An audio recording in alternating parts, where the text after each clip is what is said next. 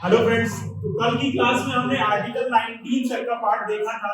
तो आज हम पढ़ेंगे आर्टिकल 20 से। तो इससे पहले ये जान लीजिए कल का रिवीजन थोड़ा सा कि 19 से लेकर 22 तक वो आता है हमारा स्वतंत्रता का अधिकार, राइट टू फ्रीडम। अब इसमें आर्टिकल 20 क्यों जरूरी है और आपको ये क्यों याद होना चाहिए, तो ये आपके जीवन से रिलेटेड भी, इस वजह से आर्टिकल 20 याद होना चाहिए। आर्टिकल 20 ये कहता है कि अपराधों की जो दोष सिद्धि होती है, इसका मतलब है जो ऑफेंसेस हैं आपके, उससे रिलेटेड ये है क्रिमिनल लॉ को लेकर। किसको? Criminal law. अब देखिए है क्या, आर्टिकल 20 कहता है कि कोई भी अपराध जब तक सिद्ध नहीं हो जाता तब तक जो है आप अपराधी नहीं माने जाएंगे। पहली चीज ये। दूसरी चीज वो ये कहता है नो एक्स पोस्ट फैक्टो। इसका मतलब ये समझिए कि जैसे आज आप अपराध कर रहे हैं उसकी सजा आज के नियम के अनुसार मिलेगी, ना कि पहले के नियम के अनुसार और ना ही बाद के। जैसे मान लीजिए कि हमारा एक स्टूडेंट है चक्रधर ने क्या किया? चोरी की।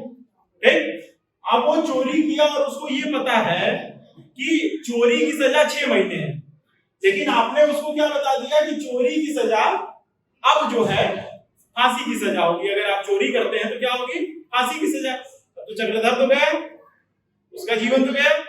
ये चीज यही कह रहा है कि क्रिमिनल लॉ में आपको क्या करना है, इस चीज का ख्याल रखना है कि आप पहले की भी सजा नहीं दे सकते। जैसे पहले चोरी की सजा ये थी एंशिएंट टाइम में, तो उसका हाथ काट दिया जाता था।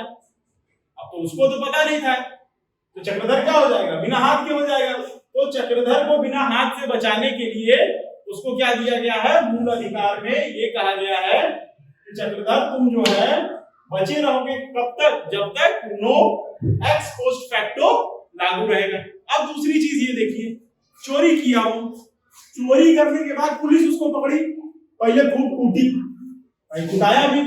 कुटाने के बाद जब वो जज के पास गया तो जज कहेगा ठीक है तुमको 7 महीने की सजा हुई। ठीक, तो यही कह रहा है कि आपको किसी भी कार्य के लिए दोहरा दंड नहीं मिलेगा। तो पुलिस के कूटने को दंड मत समझना, कोई नाम में मतलब बोनस में मिलता है। कोई कोर्ट ऑफ लॉ, कोई भी कोर्ट तुमको 2 बार सजा नहीं देगी। ये नहीं कहा है कि पुलिस तुमको सजा नहीं देगी, वो गलत है, लेकिन कूटेगी जरूर। इसलिए चोरी नहीं करना है और आपको दोहरा दंड से बचने का प्रावधान है कि एक ही कृत्य के लिए आपको 2 बार सजा नहीं मिलेगी। ठीक, अब तीसरी चीज 20 में क्या कही गई है कि नो सेल्फ इंक्रिमिनेशन। आपको अपने विरुद्ध ही जो है गवाह नहीं बनाया जाएगा। जैसे कि चक्रधर को ही कहा जाए कि चक्रधर तुम खुद कबूल करो कि तुम चोरी किए हो। अब मार मार के पुलिस कबूल करवाई है कि अगर नहीं किए वापस आए बेटा फिर देखेंगे, तो इससे बचने के लिए वो कबूल कर लिया। तो आर्टिकल 20 ये कहता है अगर वो पढ़ा होता अच्छे से तो उसको ये पता होता कि वो अपने खिलाफ ही सबूत नहीं बन सकता स्वेच्छा से। अगर वो खुद चाहता है अपना गुनाह कबूल करना तो कर सकता है, जबरी उससे नहीं करवाया जा सकता। ठीक, इसी के साथ जो है 20 समाप्त होता है। अब आर्टिकल 21 पढ़ेंगे। आर्टिकल 21 में क्या है? आर्टिकल 21 में है प्राण एवं दैहिक स्वतंत्रता। अब मान लीजिए आप इमरजेंसी के दौर में पैदा हुए होते, और जवान हुए होते, और आपको ये लगता है कि चलिए हम भी प्रोटेस्ट करेंगे, और आपको आर्टिकल 21 नहीं मिला होगा, तो आपको दूसरे ही दिन क्या किया जाता? गोली मार के खत्म। तो आर्टिकल 21 क्या कहता है कि आपको प्राण और दैहिक स्वतंत्रता मिलेगी, आपको right to life and liberty मिलेगी। लेकिन लाइफ होगी कैसे? जीवन भाई जीने का अधिकार दिया गया है। तो सुप्रीम कोर्ट ने कहा, जैसा कि आप सभी जानते हैं कि संविधान की व्याख्या करने का अधिकार किसको है? सुप्रीम कोर्ट को है। तो सुप्रीम कोर्ट ने कहा कि आपको जो प्राण एवं दैहिक स्वतंत्रता दी जा रही है वो गरिमापूर्ण जीवन की होनी चाहिए। कैसी होनी चाहिए? डिग्निफाइड होनी चाहिए। कैसी होनी चाहिए? डिग्निफाइड लाइफ होनी चाहिए, ऐसी नहीं। इसी वजह से भाई मूल अधिकार आपका क्या कर रहा है? ओवरऑल डेवलपमेंट तो कर रहा है, चारों तरफा विकास तो कर रहा है। तो चारों तरफा विकास आपका कब होगा? जब आपकी लाइफ कैसी होगी? डिग्निफाइड होगी। आपकी लाइफ दयनीय नहीं होनी चाहिए। और उन अधिकारों को देने के लिए कोर्ट क्या इंटरप्रेट करता है? वो कहता है कि आपके पास अधिकार होना चाहिए राइट टू स्लीप का, सोने का अधिकार होना चाहिए। सबसे जरूरी है भाई ये, क्योंकि सोने से अच्छा कुछ लगता नहीं है, तो इसका अधिकार आपके पास है। Right to choose your partner, right to choose your partner, आपको अपने जीवन साथी चुनने का अधिकार सुप्रीम कोर्ट देता है आर्टिकल 21 के तहत। तो अगर किसी को नहीं मिल रहा है तो अपने पापा से जाके या मम्मी से कह सकता है कि हमको ये चीज नहीं मिल रही है, लेकिन उठाने की जिम्मेदारी मेरी नहीं होगी। ठीक, अब इसके आगे आ जाओ, और क्या मिल रहा है तुमको?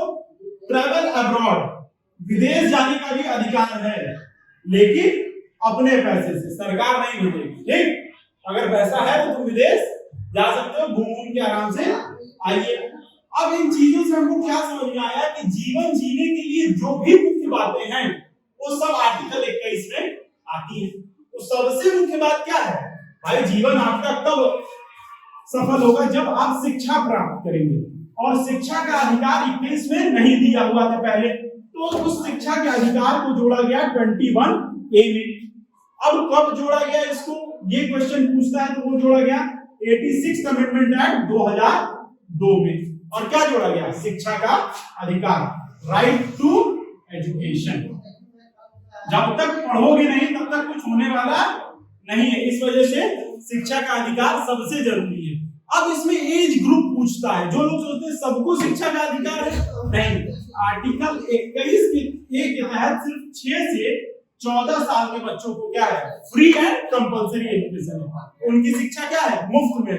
इसी वजह से देखिए सरकारी स्कूलों में आपको मिड डे मील फीस नहीं लगती है, किताबें मिलती हैं, वो 6 से 14 साल के बच्चों के लिए है। अब ये देखिए कि हमने बना तो दिया 2002 में, लेकिन पूछता ये है कि 21A लागू कब हुआ? तो ये लागू हुआ 1 अप्रैल 2010 में। अब इन दोनों को मिला के देखिए कि आपको जीवन जीने के लिए जो तमाम बातें हैं, जैसे एनवायरनमेंट का स्वच्छ होना, जैसे दिल्ली में हवा बहुत प्रदूषित रहती है, तो सुप्रीम कोर्ट क्या कहता है कि सरकार इसकी व्यवस्था करे कि कोई पराली न जलाए, कोई अपने खेतों को न जलाए, जिससे दिल्ली प्रदूषित हो। ये किसके तहत करती है? 21 के तहत करती है। आपको प्राइवेसी का अधिकार, किसका? प्राइवेसी का, निजता का अधिकार कहां से मिलता है? कि आप अपने निजी काम, आप अपने निजी डाटा सरकार भी नहीं ले सकती बिना आपसे पूछे। इसका अधिकार तुमको कौन देता है? राइट टू प्राइवेसी आर्टिकल 21 देता है। इसी वजह से जब आपका कोई फोन चलाए, अगर छुए, तो उसको कहना है कि जाके कोर्ट में केस करेंगे। क्यों? क्योंकि तुमको मिली हुई राइट टू प्राइवेसी। ठीक, अब हम पढ़ेंगे आर्टिकल 22। तो अगला आर्टिकल है आर्टिकल 22। देखिए इसको भी एक स्टोरी की तरह सुनिए। हमारा एक दोस्त है, उसका नाम है समरी। ठीक, वो जो एक बार गिरफ्तार हुआ कहां पे? चंडीगढ़ में। तो उसको कारण नहीं बताया गया। ठीक, उसको कारण नहीं बताया गया, और वो फंडामेंटल राइट जो है, जब हम लोग पढ़ रहे थे तो पढ़ा भी नहीं था। तो अगर आप फंडामेंटल राइट पढ़े रहेंगे तो आपको ये पता रहेगा कि आर्टिकल 22 के तहत आपका ये मूल अधिकार है कि जब आपको गिरफ्तार किया जाए तो आपको क्या बताया जाए? कारण बताया जाए कि आप क्यों गिरफ्तार हो रहे हैं, प्लस आपको अपने वकील से या किसी भी विधिक सलाहकार से सलाह करने की अनुमति प्रदान की जाए। यही आर्टिकल कहता है कि गिरफ्तारी और डिटेंशन के समय आपके क्या अधिकार हैं, ये आर्टिकल 22 में बताया गया है।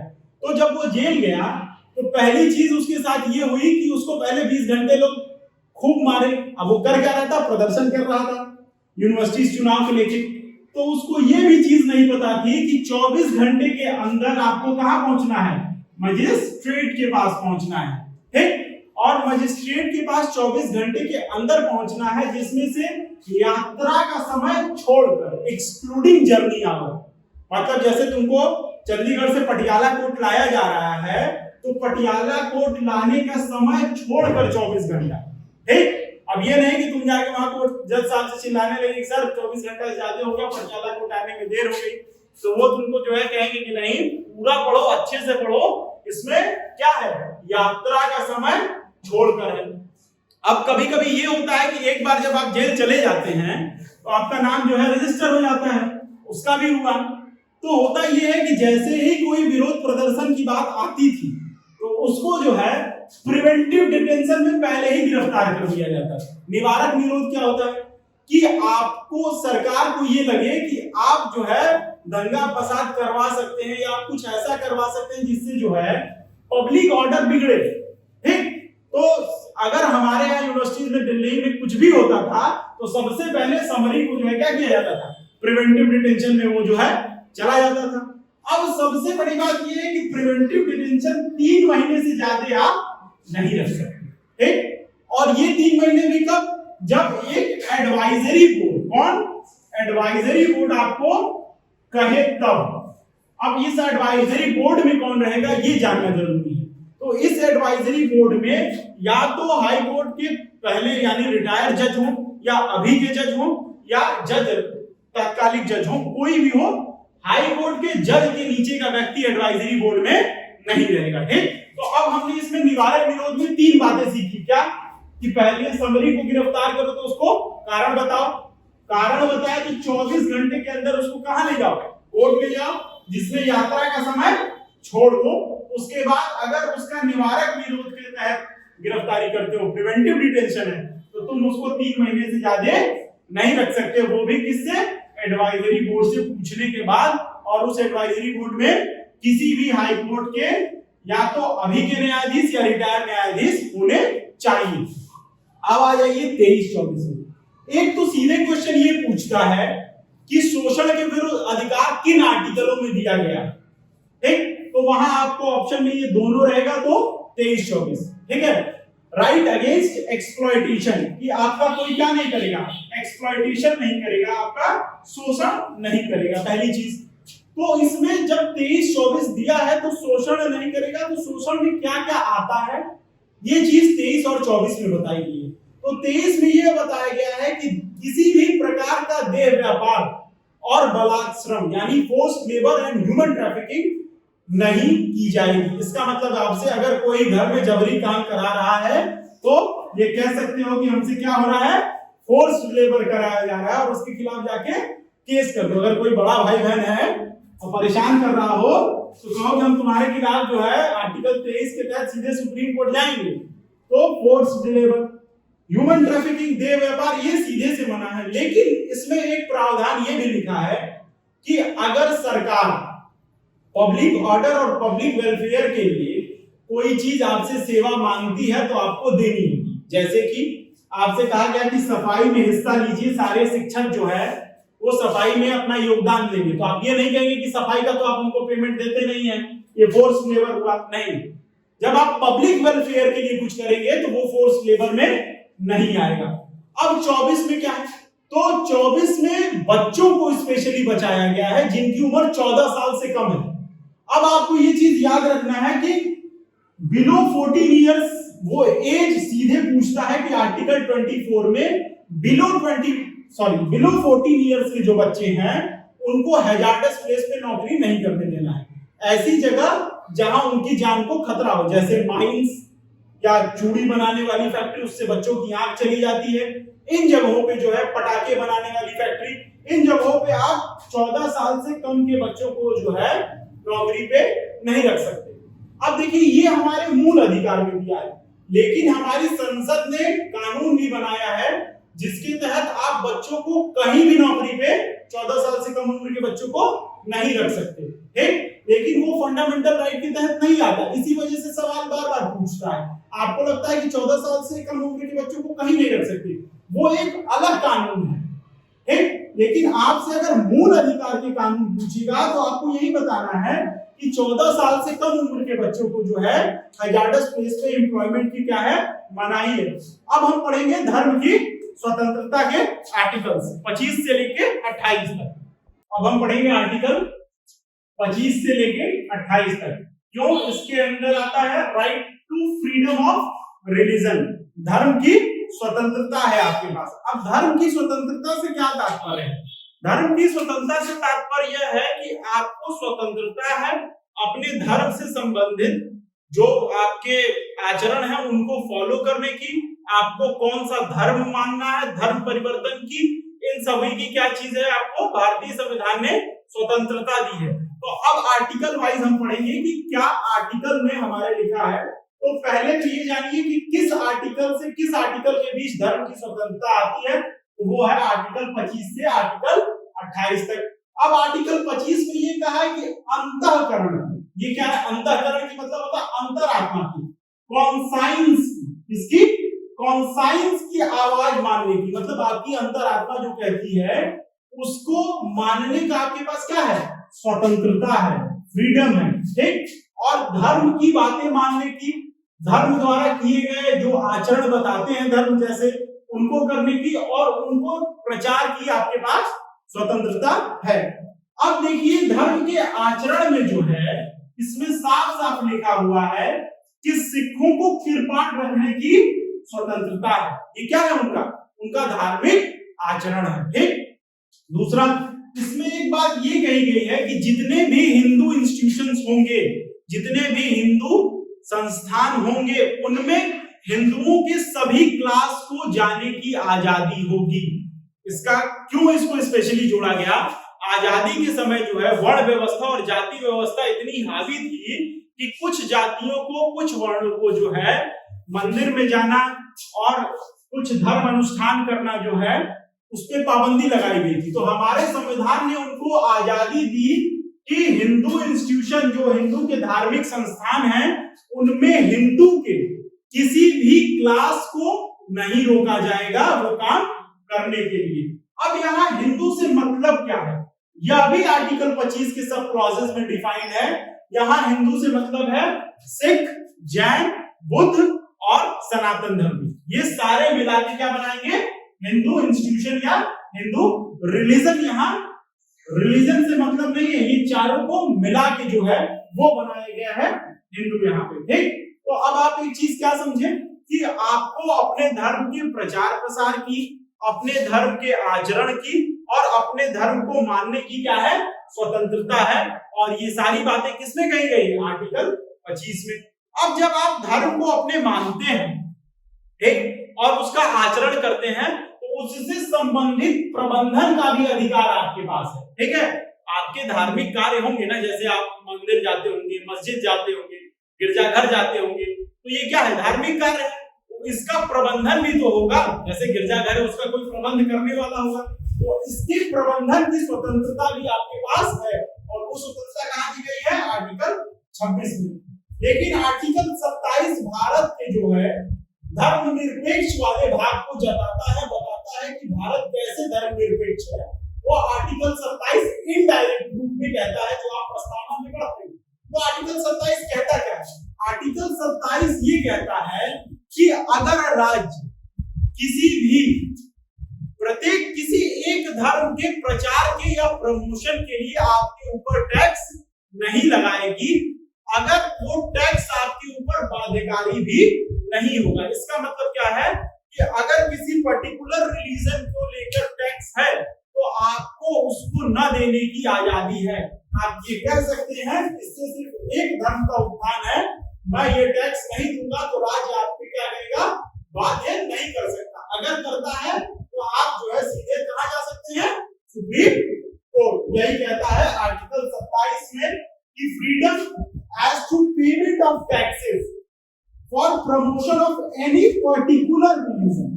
किसी एक धर्म की अगर सर्वधर्म सद्भाव रैली है, उसके लिए कुछ हो रहा है तो आप मना नहीं करेंगे, ठीक। क्यों, क्योंकि सर्वधर्मों की बात हो रही है। अब आर्टिकल 28 क्या कहता है, आर्टिकल 28 कहता है कि आपने अपना धर्म माना, उसका प्रबंधन किया और उस पर टैक्स नहीं दे रहे, तो कोई भी चीज अगर प्रसार करनी है तो उसको क्या किया जाता है, पढ़ाया जाता है। आपको अच्छी बातों का, जैसे लोकतंत्र, समाजवादी बातों को प्रसार करना है तभी तो आपके सिलेबस में है। आपको अपने संविधान का प्रसार करना है तभी तो आपको पढ़ाया जा रहा है। संविधान से सवाल आएगा, अपने संविधान को जानिए। अगर मान लो चक्रधर और समरी अपने संविधान के मूल अधिकार को जान रहे होंगे तो फंसे नहीं होते ना, इसी वजह से आपको पढ़ाया जाता है। तो अपने धर्म को जानने के लिए क्या है, रिलीजियस इंस्टीट्यूशंस हैं, ठीक। तो अब इन शिक्षा संस्थानों में आपको शिक्षा जो है वो धार्मिक दी जाएगी या नहीं दी जाएगी, इसका क्या प्रावधान है वो आर्टिकल 28 में कहा गया है। अब मान लीजिए जो भी संस्था, शिक्षण संस्था पूर्णतः सरकारी है, जैसे केंद्रीय विद्यालय, नवोदय विद्यालय, इन स्कूलों में जहां पे पूर्णतः सरकारी है, जो सरकार के पैसे से चलती है, जिसका मैनेजमेंट सरकार देखती है, वहां आप धार्मिक शिक्षा नहीं दे सकते। ठीक, आप बाध्य नहीं कर सकते कि आपको जो है कोई धर्म से रिलेटेड कोई प्रार्थना आपको गानी ही गानी है। लेकिन कोई ऐसा इंस्टीट्यूशन है जो ना तो राज्य से एडेड है और ना ही राज्य उसका प्रबंधन देखती है, एक धार्मिक संस्था नहीं बनाया गया है, जैसे मान लीजिए गुरुकुल बनाया गया, तो उसमें अगर वेद की शिक्षा दी जाती है, आपको मंत्र उच्चारण वाला प्रार्थना कराया जाता है, तो आप उसके लिए वो आपको बाध्यकारी बना सकता है। ठीक, लेकिन इसमें भी जरूरी है कि जब आप उस इंस्टीट्यूशन में जाते हैं, अगर आप माइनर हैं, बच्चे हैं, तो आपके माता पिता ने उसको स्वीकार किया हो, और आप अगर बड़े हैं तो आपने खुद स्वीकार किया हो। इससे हमको ये समझ में आता है कि भारत राज्य जो है हम पे धर्म को क्या करता है, थोपता नहीं है, जैसा कि धर्मतंत्र क्या करता है, एक धर्म को पूरी जनता पे थोपता है, जबकि भारत राज्य क्या कर रहा है, आपको अपने अपने धर्म को स्वतंत्र रूप से जीने की स्वतंत्रता दे रहा है। अब हम पढ़ेंगे आर्टिकल 29 और 30। तो अब तक हम पढ़े थे क्या कि धर्म की स्वतंत्रता है। धर्म की स्वतंत्रता के बाद अल्पसंख्यक की एक और जगह है जहां पे हमको क्या पढ़ना है, सांस्कृतिक और शिक्षा संबंधी अधिकार हमको क्या मिले हुए हैं, कल्चरल एंड एजुकेशनल राइट। अब सबसे बड़ी बात यहाँ पे ये है कि इसमें कहा गया है कि अल्पसंख्यक के हितों का संरक्षण, क्या कहा गया है, right to protection of minorities. किसकी हमको संरक्षण करनी है, माइनॉरिटीज की। तो अब ये समझिए कि माइनॉरिटीज शब्द यहाँ आया किसके लिए, माइनॉरिटी जो शब्द है वो आया किसके लिए, तो यहाँ माइनॉरिटी से मतलब है जो भाषाई आधार पे माइनॉरिटी है, और जो धर्म के आधार पे माइनॉरिटी है, जो सभ्यता के आधार पे, कल्चर संस्कृति के आधार पे माइनॉरिटी है, उनको कहा गया है। ठीक, तो ये आप जो अभी माइनॉरिटी पढ़ते हैं कास्ट वाइज, वो नहीं है, ये माइनॉरिटी क्या है, विशेष भाषा के आधार पे है, लिपि के आधार पे, मतलब स्क्रिप्ट के आधार पे। जैसे हम लोग देवनागरी लिपि में हिंदी लिखते हैं, ठीक, पंजाबी जो है किसी लिपि में लिखी जाती होगी, उसका नाम गुरुमुखी लिपि है। किसी लिपि में क्या, मैं आपको बता देता हूँ, गुरुमुखी लिपि में पंजाबी लिखी जाती है। और आपकी कोई संस्कृति होगी, कल्चर होगा। अब हमारा संविधान ये कहता है कि अगर आपका कल्चर, आपकी लिपि और आपकी भाषा विशेष है, यानी डिस्टिंक्ट है, मतलब ऐसी है जो लुप्त भी हो सकती है या रेयर बची हुई है, जैसे मान लीजिए कि हम भोजपुरी को विशेष भाषा का दर्जा देते हैं, तो इसको बचाने का अधिकार हमको आर्टिकल 29 के तहत दिया गया है, और यही है अल्पसंख्यक वर्गों के हितों की रक्षा। ठीक, हमारे माइनॉरिटीज के जो है वो उनके जो हित हैं उनका प्रोटेक्शन 29 में यही कहा गया है कि अगर उनकी भाषा, उनका स्क्रिप्ट और उनका कल्चर रेयर है, लुप्त होने के कगार पे है, तो वो उनको बचाने का पूरा अधिकार है, पूरी स्वतंत्रता है। अब एक चीज बताओ कि अभी हम तुमसे थोड़ी देर पहले ये बताए थे आपसे कि आपको क्या है, आपको अधिकार है किसी चीज को बचाने का, तो आप उसको कैसे बचाते हैं भाई। आपको अगर मैं कहूं कि आप इस चीज को बचाइए, तो आप उसको बढ़ा के उस चीज को बचाते हैं। जैसे मान लीजिए कहूं कि डॉल्फिन की जो है प्रजाति लुप्त हो रही है, इसको बचाना है, तो आप क्या कहेंगे, आप कहेंगे कि डॉल्फिन की ब्रीडिंग कराइए और डॉल्फिन को बढ़ा दीजिए, डॉल्फिन बच जाएगी। तो इसका मतलब ये है कि हमको अपनी भाषा को, लिपि को और संस्कृति को क्या करना होगा, बढ़ावा देना होगा। यही बात आर्टिकल 30 में कही गई है कि जब आप अपनी भाषा, लिपि और कल्चर को बढ़ावा देने के लिए शैक्षिक संस्थान खोलते हैं, एजुकेशनल इंस्टीट्यूशन खोलते हैं, तो उसको खोलने का अधिकार, उसको मैनेज करने का, उसको प्रबंधन का अधिकार आपके हिसाब से ऑफ इट्स चॉइस आपको कौन देता है, भारतीय संविधान देता है। तो अब आप 29-30 में समझ गए होंगे कि दोनों एक दूसरे से कनेक्टेड है। तो एक क्वेश्चन तो ये पूछ सकता है कि ये बताइए कि कल्चरल और एजुकेशनल राइट में कौन से दो आर्टिकल आते हैं। जैसा कि आपने पढ़ा था राइट अगेंस्ट एक्सप्लॉयटेशन में 23-24, तो यहाँ क्या हो जाएगा 29 और 30। लेकिन जब आप 29-30 पढ़ते हैं तो देखिए 23-24 में जैसे एक रिलेशन था, यहाँ भी एक रिलेशन है। क्या है कि पहले आपको ये बताया गया है कि सुरक्षा होगी माइनॉरिटीज के, और कैसे हित, भाषाई, स्क्रिप्ट और कल्चर की, जो क्या है विशेष है। अब इनको बचाने के लिए आप एजुकेशनल इंस्टीट्यूशन खोल सकते हैं और उसका प्रबंधन भी कर सकते हैं अपने हिसाब से, ऑफ इट्स चॉइस, ठीक। तो अब इन चीजों को बचाने ही के लिए तो आप बढ़ाएंगे, तो आपके दिमाग में अगर कॉन्सेप्ट क्लियर है, क्रोनोलॉजी है, तो आपको याद करने की जरूरत नहीं है। अब आर्टिकल 32 में आइए, क्यों? क्योंकि हम बताए थे कि आर्टिकल 31 जो है वो हट गया था, शुरुआत में ही बताया थे, 44वां संशोधन अधिनियम के तहत हटा था, ठीक। और वो कब हुआ था? 1978 में। उसमें क्या था? संपत्ति का अधिकार था, और वो संपत्ति का अधिकार अब क्या हो गया हमारा? विधिक अधिकार। किस आर्टिकल में चला गया है? 300A में, ठीक। इतनी बातें क्लियर थी। तो अगला आर्टिकल जो सबसे जरूरी है वो आर्टिकल कौन सा है? आर्टिकल 32। अब आर्टिकल 32 जो है ये क्या है? संवैधानिक उपचार, कॉन्स्टिट्यूशनल रेमेडीज। ये भी हम उस दिन बताए थे कि रेमेडीज या उपचार कब होगा?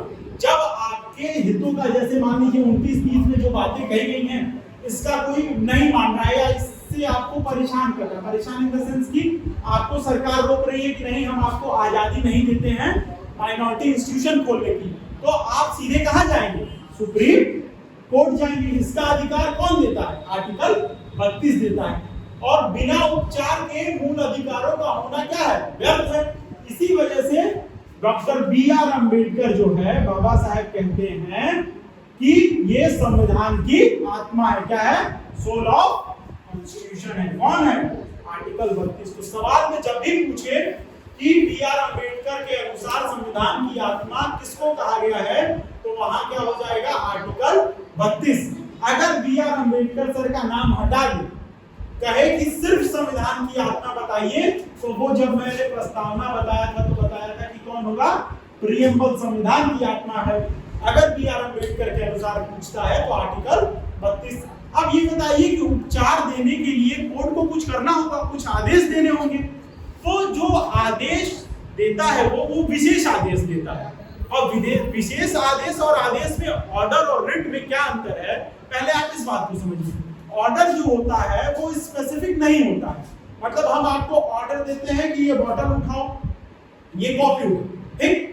ये मैंने अपने आप को ऑर्डर दिया, जैसे आपको कहा कि कल पढ़ के आइएगा, ये ऑर्डर है। लेकिन जो रिट होती है वो स्पेसिफिक होती है। स्पेसिफिक का मतलब कि अगर मान लीजिए कि एक रिट का नाम, मैंने कहा कि इस रिट का नाम XYZ है, और इसका मतलब ये होता है कि अगर मैं कहूं कि XYZ रिट जारी हो गई, तो इसका मतलब ये है कि सैटरडे को आपका टेस्ट है। यानी ये बात पहले से इस रिट में फिक्स है कि सैटरडे को आपका टेस्ट है, ये XYZ रिट में कहा गया है, ठीक। तो हमारे संविधान में आर्टिकल 32 के तहत सुप्रीम कोर्ट को और हाई कोर्ट को 5 रिट देने का अधिकार है। अब देखिए हाई कोर्ट को भी जो है अधिकार है, लेकिन उसको आर्टिकल 32 के तहत अधिकार नहीं है, उसको आर्टिकल 226 के तहत अधिकार है, ठीक। तो आर्टिकल 226 के तहत हाई कोर्ट जो है रिट जारी करता है, और हाई कोर्ट के रिट जारी करने का अधिकार क्षेत्र जो है सुप्रीम कोर्ट के आर्टिकल 32 से बड़ा है। अब ये समझिए कैसे बड़ा है।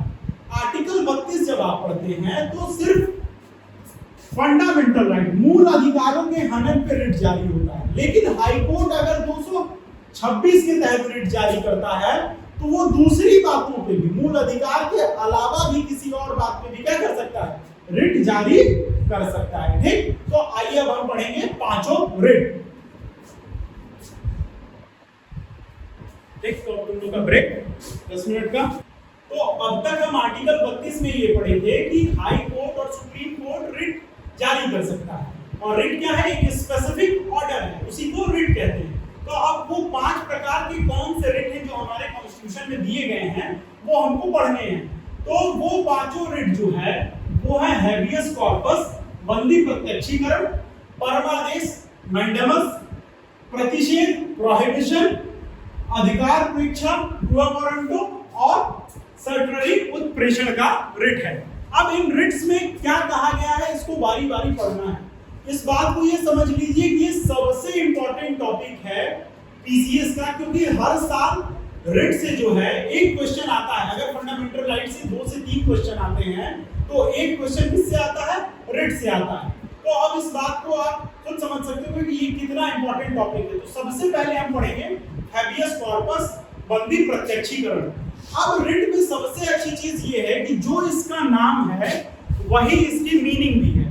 बंदी प्रत्यक्षीकरण का क्या मतलब होता है कि बंदी को प्रत्यक्ष करिए। प्रत्यक्ष का मतलब क्या होता है? सामने ले आइए, सशरीर हाजिर करिए, टू हैव द बॉडी। तो ये कोर्ट आदेश देती है, जैसे कोई डिटेंशन हुआ, जैसे मैंने बताया कि समरी का प्रिवेंटिव डिटेंशन है, ठीक, और हम लोग उसको खोज रहे हैं, तो हम कहां गए? कोर्ट गए। तो कोर्ट ने हैबियस कॉर्पस दिया, उसका रिट जारी किया और सरकार को कहा कि हमको समरी को सशरीर हाजिर करिए। अगर उसके ऊपर जो चार्जेस लगे हैं वो सही हैं, वैलिड है बाय द लॉ, तो वो क्या रहेगा? डिटेंशन मंजूर रहेगा। अगर वो नहीं है तो मेरे दोस्त को क्या किया जाएगा? समरी को छोड़ दिया जाएगा।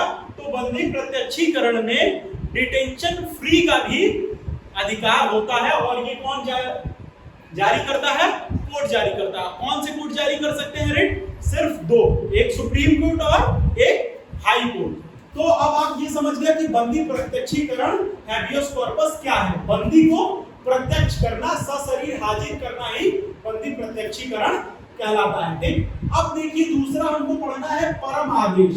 अब इसके नाम में ही क्या है? परम, मतलब सबसे बड़ा आदेश। अब ये आदेश कोर्ट देगा किसको?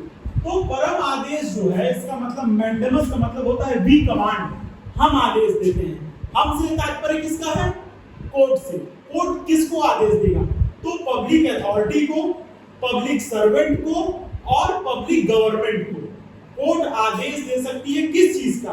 कुछ करने का या कुछ न करने का, टू डू और नॉट टू डू। इसका एग्जांपल हम आपको देते हैं कि मान लीजिए जैसे बरसात का मौसम है और सीवेज जाम है, जो सीवेज हैं वो जाम है आपकी नाली, तो कोर्ट जो है सुमोटो आदेश दे सकती है, मैंडेमस के साथ, परम आदेश के साथ ये कह सकती है कि इसको साफ कराया जाए। इसका मतलब क्या होगा? मैंडेमस जारी करेगी तो हम आदेश देते हैं कि सीवेज को साफ कराया जाए, ठीक। अब मान लीजिए कि कुछ ऐसा चल रहा है देश में जो इंडिया की इंटीग्रिटी पे खतरा है, ठीक, तो कोर्ट ये भी आदेश दे सकती है किसी पब्लिक सर्वेंट को, वहां के डीएम को, वहां के कमिश्नर को, कि आप जो है इस चीज को तत्काल रोकिए।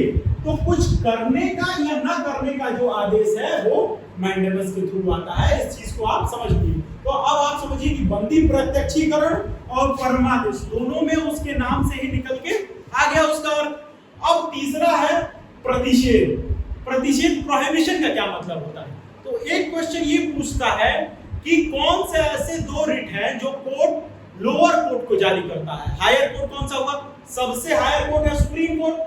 अगर मैं कहूं कि सबसे बड़ा कोर्ट कौन सा है? न्यायालय, जहां हम जा सकते हैं, तो वो सुप्रीम कोर्ट है, लास्ट कोर्ट, उसके बाद हाई कोर्ट और उसके बाद डिस्ट्रिक्ट कोर्ट्स आते हैं। तो जब ये दोनों न्यायालय अपने निचले कोर्ट को, यानी सुप्रीम कोर्ट के नीचे तो सारे आ गए, हाई कोर्ट अपने निचले कोर्ट को ये बताता है कि ये चीज आपके अधिकार क्षेत्र से बाहर है और उसको रोक देता है। जैसे मान लीजिए कि कोई डिस्ट्रिक्ट कोर्ट जो है संविधान का इंटरप्रिटेशन कर रहा है, संविधान की व्याख्या कर रहा है, तो सुप्रीम कोर्ट कहेगा कि संविधान की व्याख्या का अधिकार, ये ज्यूरिसडिक्शन किसके पास है? सिर्फ सुप्रीम कोर्ट के पास है। आप ये नहीं कर सकते। तो उसको रोकने का अधिकार और रोकने की जो रिट जारी करेगा वो प्रोहिबिशन और प्रतिषेध कहलाएगी कि ये आपके अधिकार क्षेत्र से बाहर है और आप इसको रोक दीजिए। अब अगला है क्यो वारंटो, अधिकार परीक्षा। इसका मतलब होता है किस अधिकार से, बाय व्हाट अथॉरिटी। ये जो है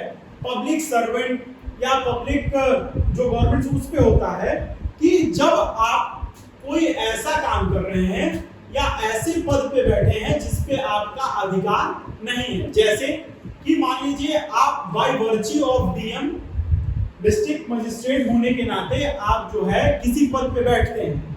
जैसे कि उपराष्ट्रपति जो होता है वो राज्यसभा का सभापति होता है, उपराष्ट्रपति होने के नाते। उसी तरीके से डीएम के पास भी कुछ पद होते होंगे, लेकिन कुछ ऐसे पद है जहां वो बैठ गए और उनका अधिकार नहीं है। तो कोर्ट उनके ऊपर क्यो वारंटो जो है रिट जारी करेगा कि पहले आप ये बताइए कि किस अधिकार से आपने ये काम किया है, तो वो आपको बताना पड़ेगा। और लास्ट रिट जो पांचवी रिट है वो है कटररी। यहाँ आर को साइलेंट कर दीजिए, क्यों? क्योंकि यहाँ से जब सेक्रेटरी इसको पढ़ेंगे तो आपको एक चीज दिमाग में आएगी, या इसको आप याद करने के लिए कटररी याद कर लीजिए। क्यों? क्योंकि इससे ये याद रहेगा कि इसमें कट हुआ है। अब कट क्या हुआ है? उत्प्रेषण क्या होता है? जब ये भी सुप्रीम कोर्ट जो है अपने लोअर कोर्ट या ट्रिब्यूनल्स को, ट्रिब्यूनल भी बनाए जाते हैं ना, जैसे एनजीटी है, नेशनल ग्रीन ट्रिब्यूनल है, ये सब क्या होते हैं? ये सुप्रीम कोर्ट के अंडर आते हैं।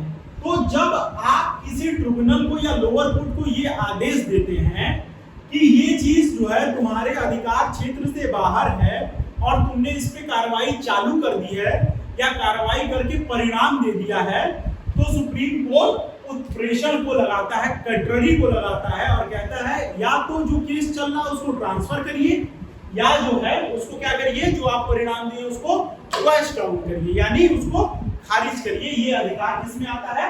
उत्प्रेषण कटररी में आता है। तो अब देखिए दो आदेश, एक प्रतिषेध और एक कटररी, ये जो है हायर कोर्ट अपने लोअर कोर्ट्स को जारी कर रहे हैं। तो एक क्वेश्चन ये बनता है कि कौन से दो ऐसे रिट हैं जो हायर कोर्ट लोअर कोर्ट को जारी करते हैं, तो वो कौन सा है?